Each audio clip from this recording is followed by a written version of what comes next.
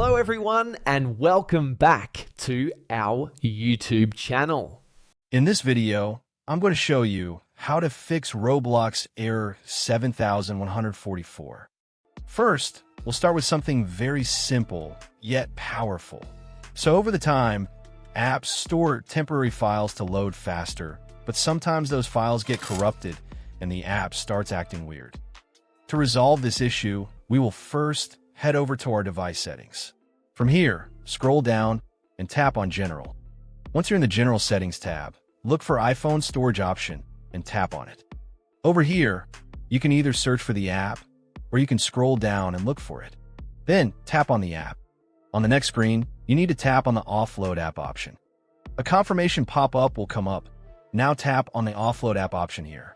It'll take a bit for processing, and then a reinstall button will show up. Simply tap on it to reinstall the app. This should resolve the issue, but if it doesn't, then you need to check if the app is running an older version. Head over to App Store.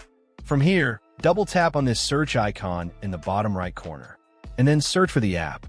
Once the app comes up in the search result, and if you see this update button right next to the app, simply tap on it to make sure you're running the latest version of the app.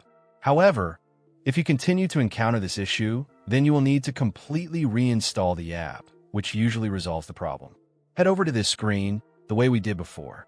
And over here, tap on the Delete App option here to uninstall the app from your device. A confirmation pop-up will come up. Now tap on the Delete option here. Once uninstalled, open up App Store and search for the app in the search bar. After the app comes up in the search result, simply click on this cloud icon to install it back onto your device. Hopefully, this resolves the issue. If it does, consider sending a super thanks to support our channel. And also don't forget to hit the subscribe button. We'll see you in the next video.